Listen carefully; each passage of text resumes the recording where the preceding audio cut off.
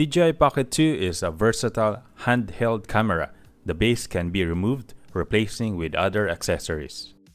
If you purchase without the combo kit, you will have a regular base. When inserting the base, make sure not to cover the Type-C port. DJI Pocket 2 can also be used with a tripod. You need to buy a tripod base with 1/4 inch screw size. Once you have attached a tripod base, rotate until securely locked.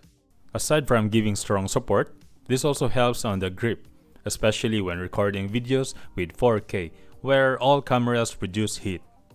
You might encounter difficulty on removing the base, so what you need to do is pull the tripod while it's still attached.